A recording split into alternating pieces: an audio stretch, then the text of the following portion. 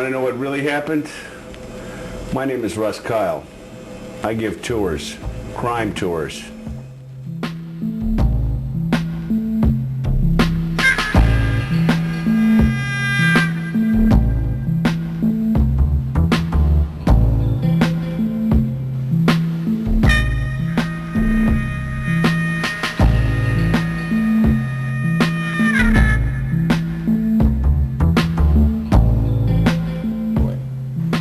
You know, doing crime tours takes you down some of the crookedest streets in town.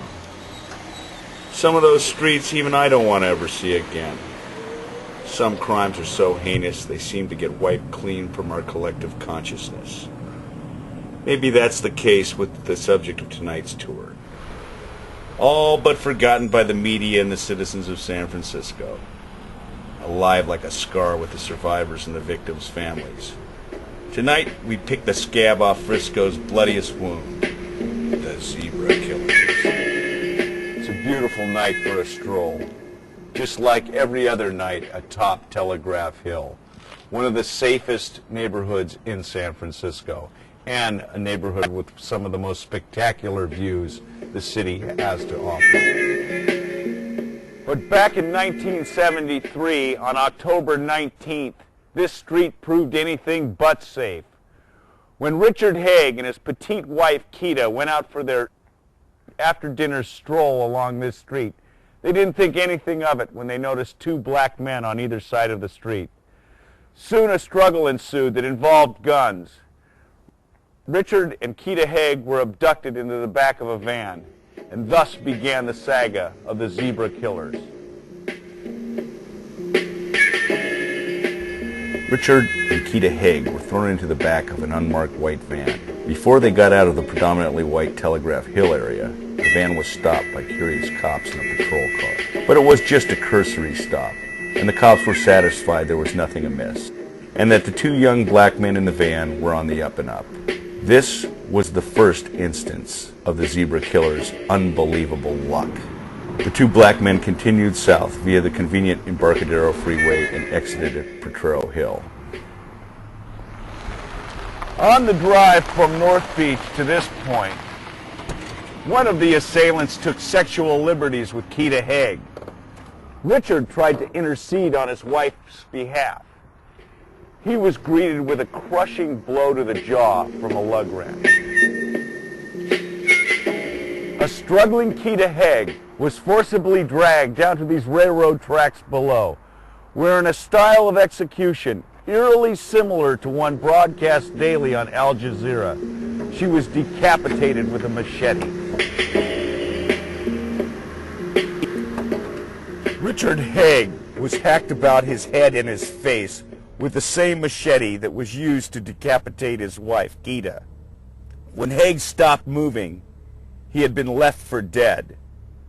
This had been the first mistake that the Zebra Killers made, because Haig was still alive. A passing motorist found Haig staggering and bound on the dimly lit streets of San Francisco. His face was a gruesome mask of blood and bone.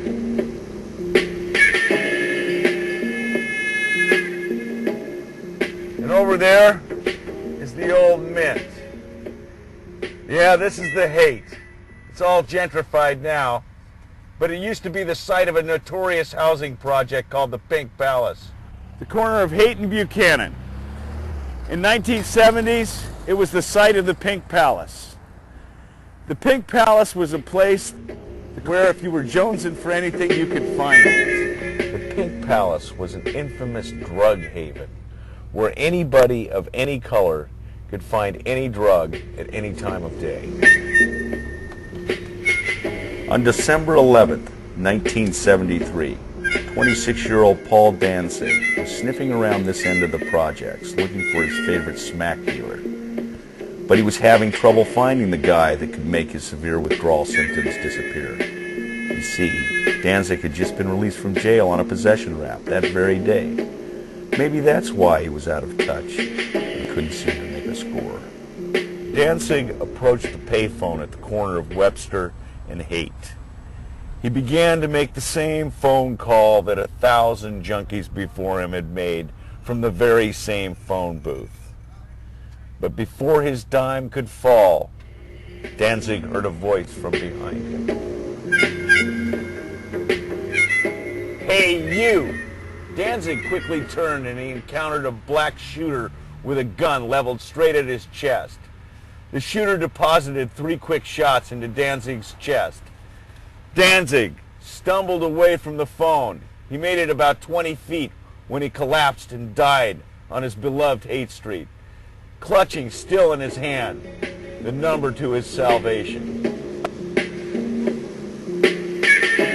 Paul Danzig was now victim number 4 of the Zebra Killers, but cops were not able to get any eyewitness help from the closed mouths and suspicious residents of the Pink Palace.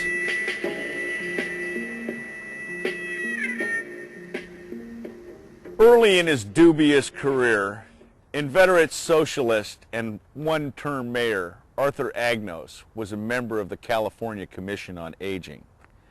He had come here to the Potrero Rec Center to talk to the community about procuring federal funding for a neighborhood health clinic.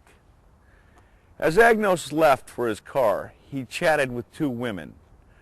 A man approached from Agnos's back and shot him in the back twice. Bullets tore apart Agnos's spleen, kidneys, and lungs. Agnos had thought he'd heard firecrackers going off, and when he turned to look at his assailant, he saw the man in a strange, hypnotic stare. As the attacker beat feet, Agnos was taken into a black household and cared for until an ambulance was summoned. Agnos survived this racially motivated attack, but remained unwavering in his Bolshevistic leftist politics. His one term as mayor of San Francisco was marked by repeated attempts to implement his utopian ideals and was generally regarded as a failure. The same night that Art Agnos was attacked on Wisconsin Street, 31-year-old Marietta De Girolamo was attacked by a black man while walking along Divisadero Street, right here.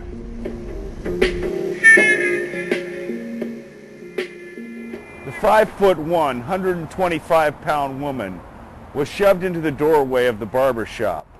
Then she was shot twice in the chest. As she sought refuge inside the barber shop, she tugged on the locked door. She was shot again in the back. A terrible scene ensued, where the woman crashed, crumbled, and then died on the bloody sidewalk. Her assailant disappeared into the night.